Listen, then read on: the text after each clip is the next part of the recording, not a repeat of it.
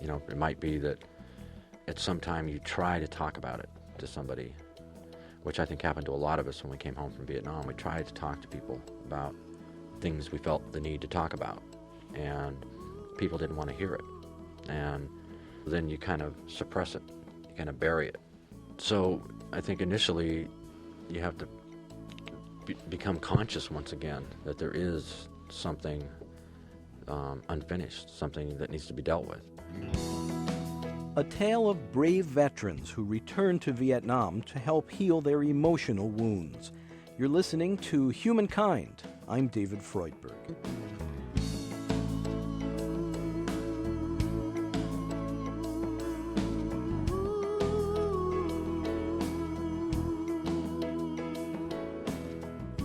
The war in Vietnam claimed millions of human lives, scorched the earth, and in its brutal violence shook the souls of soldiers and civilians who were there and who survived.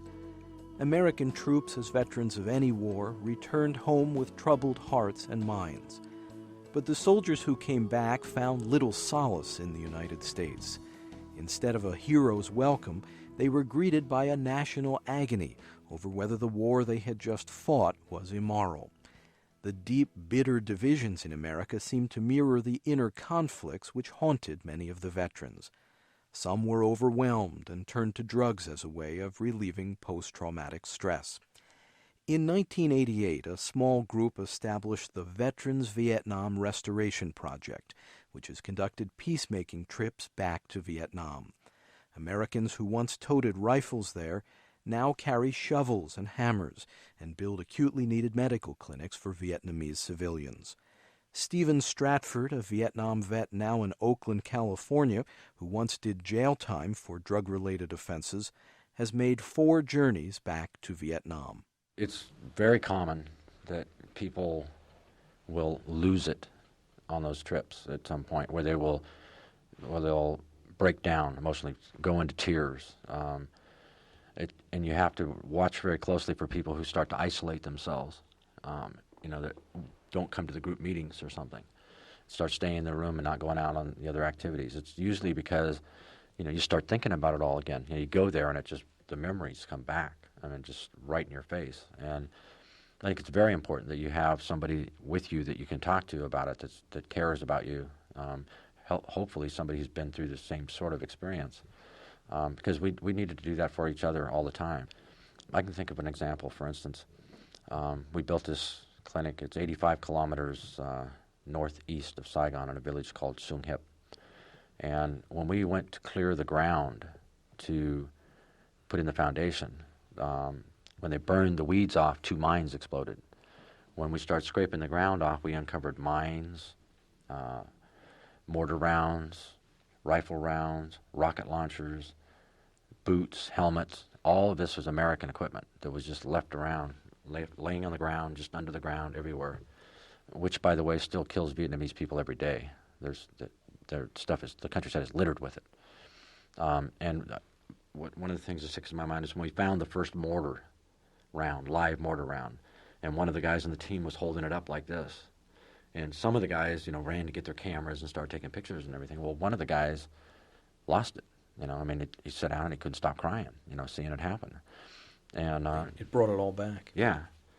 And for me to go over and sit down, put my arm around him and say, it's all right, man. Get it out. It's cool. I understand.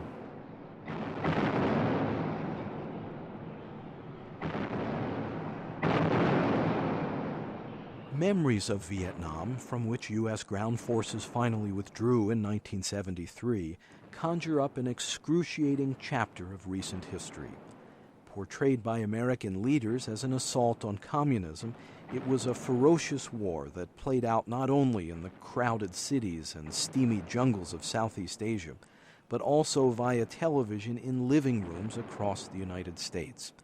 We watched pictures of body bags containing dead soldiers and learned about napalm, a bomb material that sticks to its targets as it burns their flesh. Stephen Stratford, a California teenager, was among the hundreds of thousands of frightened young Americans shipped off to a distant war. I chose the intelligence career field because it was the most difficult one to get into. You need to have the highest scores on all the tests to get into it, so it seemed sort of exclusive. I thought it would somehow be better. And then I was trained in Denver, Colorado in my career, military career. Spent a little bit of time in Mountain Home, Idaho, and then was sent to Vietnam. And my job in Vietnam was to provide targets for pilots to bomb in Laos. And of course, Laos was a neutral country during the war. And the whole time that I was doing my job, the president was telling the American people and the U.S. Congress that we were not bombing Laos or Cambodia, which we were every day I was there. And the rationale was that it was sort of self-defense. If we didn't destroy the guns or the tanks or the troops on the Ho Chi Minh Trail, they would eventually end up in South Vietnam and would be used against other Americans. We've got to stop them there before they get to the South and can kill our people. And initially, I was able to rationalize it in that fashion. However, about halfway through my tour of duty, they changed the rules of engagement. And they said from now on, any Laotian village that had their crops planted in rows was a target because the Laotians didn't have that technology. So the communists must either be there or they've been there. So that makes it a target. So beginning then, every Laotian village that had their crops planted in rows was destroyed. And I mean everyone in the village was destroyed. The whole village was destroyed. And these were people in a neutral country that didn't even know what this war was about, in isolated areas, and I couldn't rationalize that. Were you convinced that the mere fact that someone had crops planted in rows did not necessarily indicate that they were communist connected? Yeah, I did not buy that at all.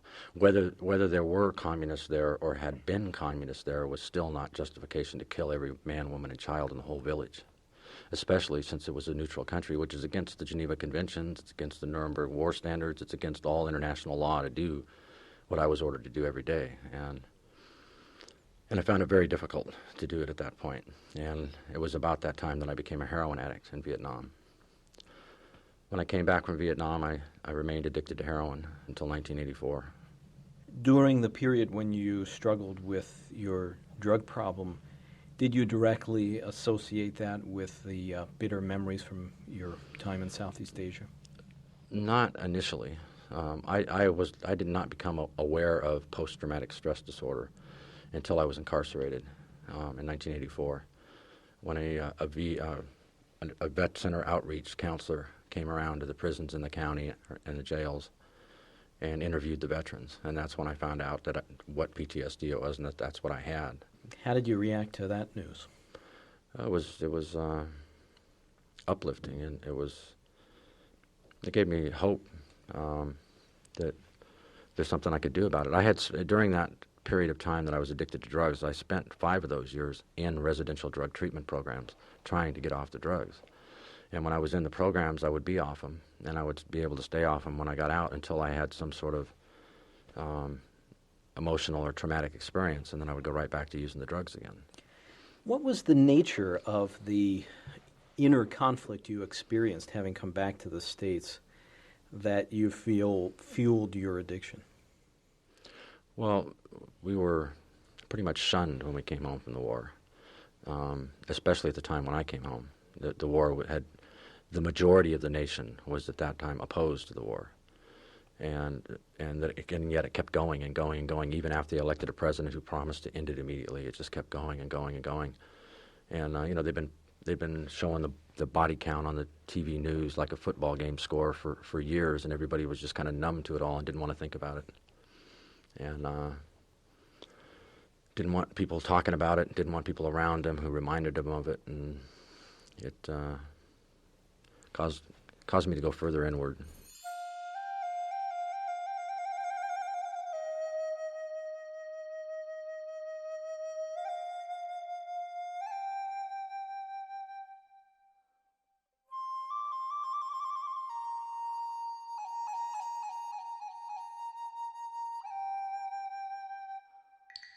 I think the thing that helped me with that more than anything else was on my first trip back to Vietnam in 1991.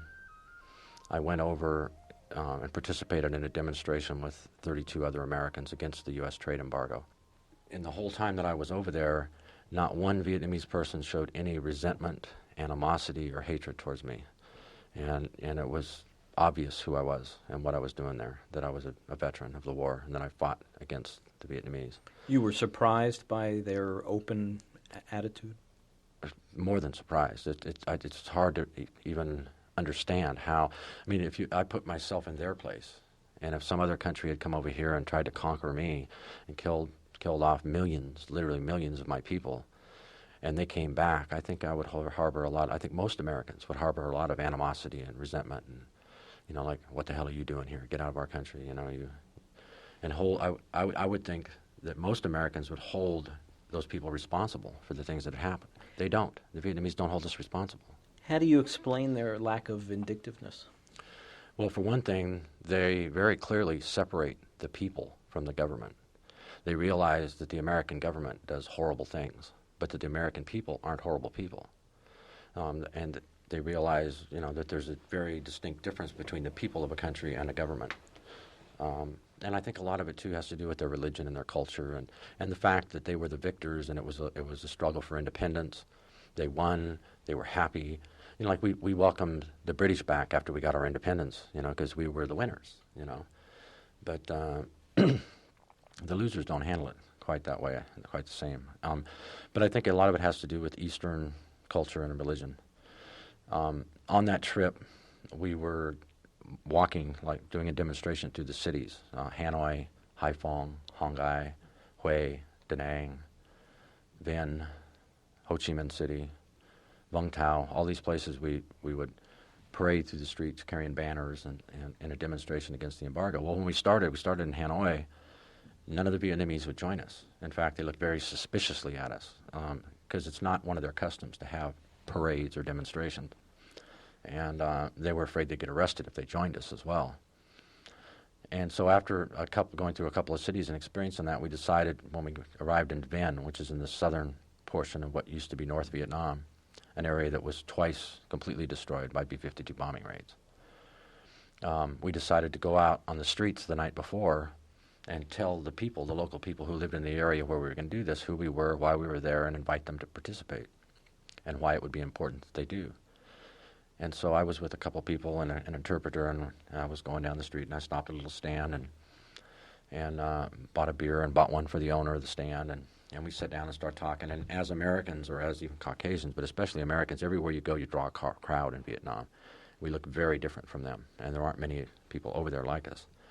So there was a big crowd all around as we're sitting there talking.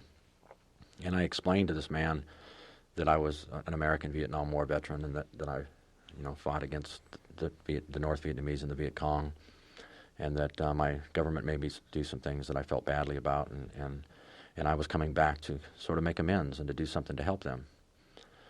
At that point, he began to talk, and he told me, he says, I'm a veteran too. I was in the South fighting when the war was going on.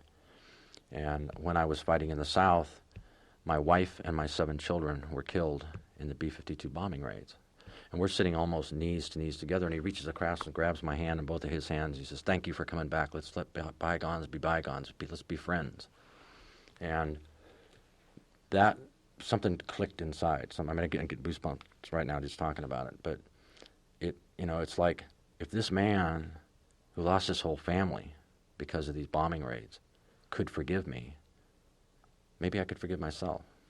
And it just, it caused a major change in me, which my family all noticed. And when I came back, and everybody that's known me has noticed the difference. How did you change? It felt like a big load was lifted off my shoulders. I felt lighter. I felt I could be more open. I felt like I didn't have to hide this anymore, or I don't know. It's hard to explain, but it was a liberating sort of feeling. I'm much more outgoing now as a result. I used to be very tight-lipped and reserved.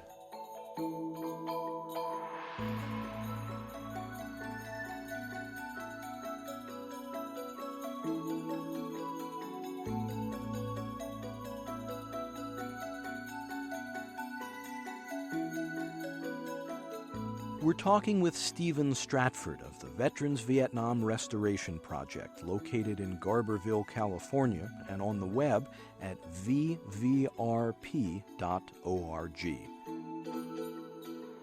You're listening to Humankind. I'm David Freudberg.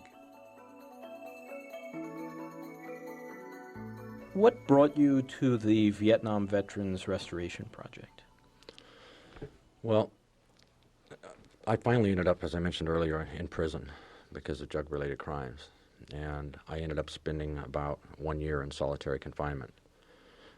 I had testified against someone on 2 charges of attempted murder, and they had put a contract out on me in the prison system, so I was in protective custody. But when somebody's after you in prison, they don't lock the people up who are after you. They lock you up to protect you. So it's kind of like being buried alive in your bathroom.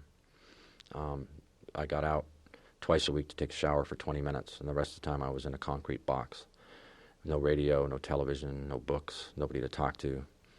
Did your memories from the Vietnam experience enter into that All jail the time, cell? all the time, all the time.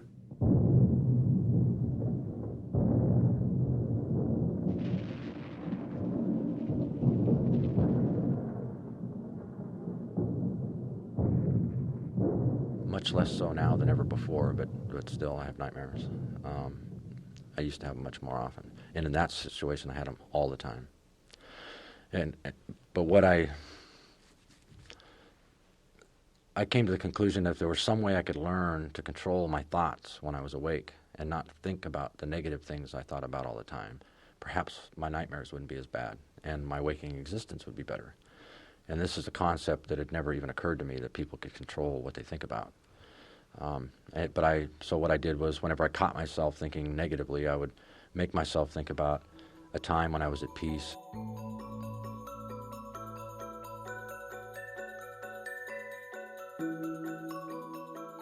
I could look out the bars of my window, and there was one little spot where I could see up in the hills where there weren't any houses, there weren't any cars, there weren't any people. You know, there were trees. Every once in a while you could see birds moving around out there. And I would just stare out there and think about, at these times. And it would work. Lo and behold, it did work. And then I could go about doing other things and thinking about other things. And so I didn't spend my waking hours thinking about all these negative things. And it as a result of that, my nightmares weren't as often and weren't as intense. And that was a very self-realization. It lifted me up to a level where I could see things differently. And I began to reflect on, what my nightmares were about and what I'd done and what I might be able to do about it. And that's when I first decided that I needed to go back to Vietnam and do something to help the people if I was ever going to feel good about myself. Where did that come from in you, and exactly why did you think that would be a good strategy for healing yourself? Well, I think part of it is that I felt like I'd been hiding from that bad experience in Vietnam for a long time, that I'd kept it suppressed, and that it controlled my behavior and it controlled my thinking, and it was manifesting itself in ways that disempowered me. It was the demon behind your addiction, for example. Yeah, it's like always there, and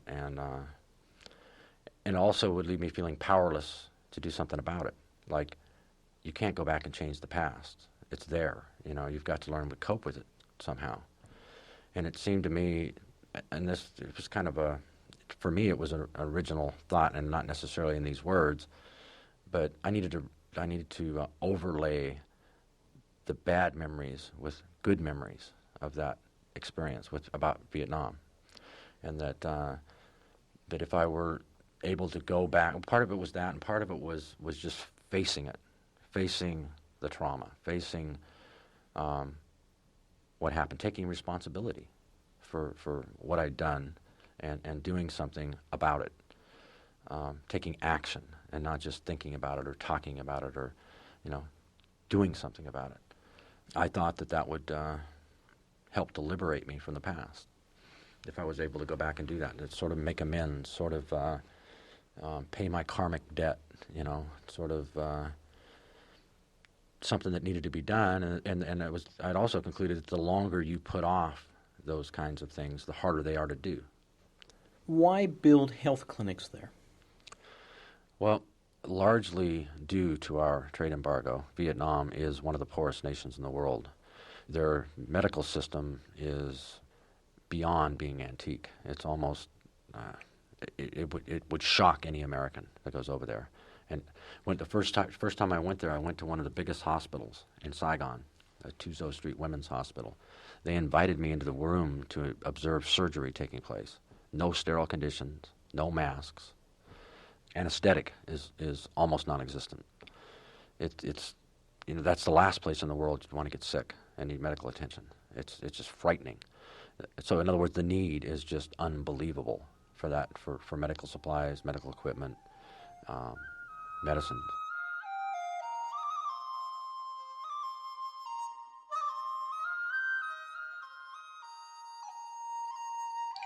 While conditions there have somewhat improved since the U.S. trade embargo was lifted in 1994, Vietnam remains one of the world's neediest countries. In response, Veterans Vietnam Restoration Project has sent over more than a dozen volunteer construction teams. Since 1989, funded through private donations, they have built a friendship clinic, added a surgical wing to a children's hospital, created housing for amputees, and constructed a social care center for the elderly and orphans. And it wasn't only Vietnam the veterans were rebuilding. It was phenomenal changes in these people right before your eyes. And it was, for instance, people that we have a team training before we go over for 4 days where everybody gets to know one another and find out their motives for going and just divide up the responsibilities that will have to be taken care of on the trip. And during the team training is when we really first get to know each other and everybody's going over. And there were several people that were totally tight-lipped. I mean, they'd sit there with their arms crossed all the time and not look you in the eye. And when they did talk, they'd just use little short sentences and very suspicious of everything and didn't want to participate in the meetings and didn't want to, were very resistant to most everything.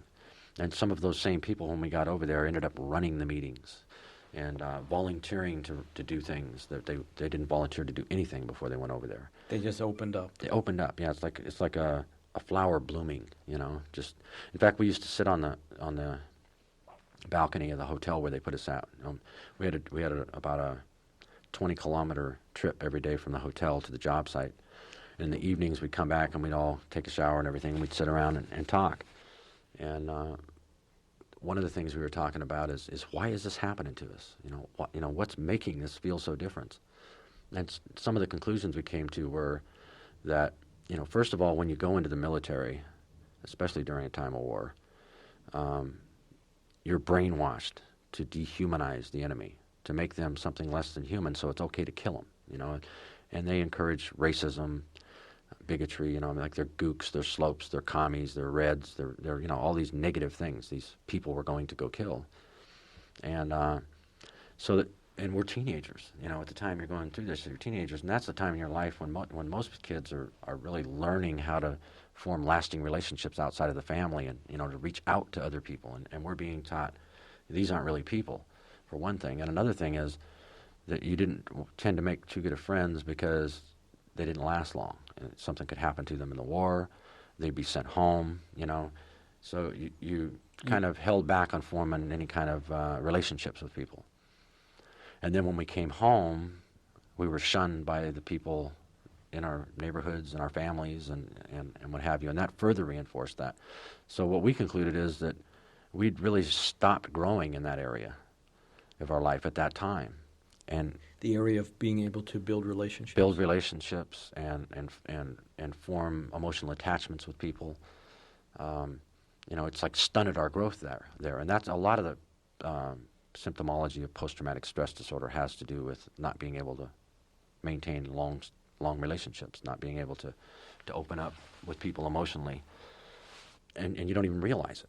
You don't realize it. You just think it's you. It's just part of you. It's just me, Why don't you change? Well, it's just me. But you get over there in that situation, and you're confronting it, and you're seeing, number one, the war is over. There is peace here. These people have forgiven us. There is no resentment. I don't need to feel bad. And all of a sudden that area starts to grow again. And, a lot of really lasting relationships are formed on these teams. Relationships among the veterans? And among the people in Vietnam. In fact, I think it's, if not a majority, a significant minority of the people that we sent back have been back again and again. And when they go back, they take medicines, they take medical supplies, they go teach English, they go help build clinics, they do additional projects. And several of them have brought children with facial deformities or that need operations they can't get in Vietnam back to America to get that help. You get over there and you see their need, and you also see how it makes you feel. Another thing, too, that's unusual, the people there are so appreciative of any little thing that you do for them. Very appreciative. Americans aren't too appreciative, you know? I mean, they really, if you come there and you help them, you're their friend for life, you know? They'll write to you, if you show up, if they have to sell everything they own to get to the airport when you arrive, if you're coming back, they'll do it to be there, you know, things like that. And does their sense of gratitude further help to relieve you of the feelings of guilt and remorse? Oh, yeah. It's empowering. The whole experience is empowering. Do you think that you have now come to terms with this very difficult chapter of your life and put it to rest? Yeah, I'm still involved in what I'm doing because it's very rewarding for me personally. I mean, I feel very proud of what I'm doing. It makes me feel very good about myself. And that's something I think is crucial for people that have been down the road I've been as far as drug addiction and what have you. Yeah, I'm involved in work that helps people heal, and that's the kind of work I want to do. And I know this works. I've seen it work. Talking with Stephen Stratford of the Veterans Vietnam Restoration Project in Garberville, California.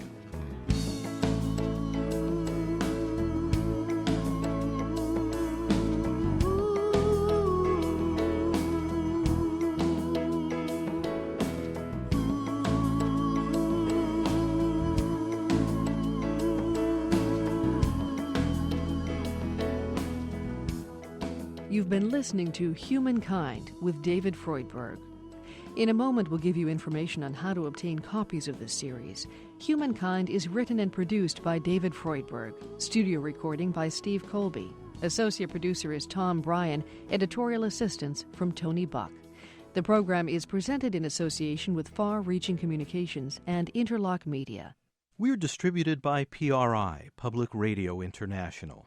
This is Humankind Program number 6, Healing the Wounds of War with Stephen Stratford.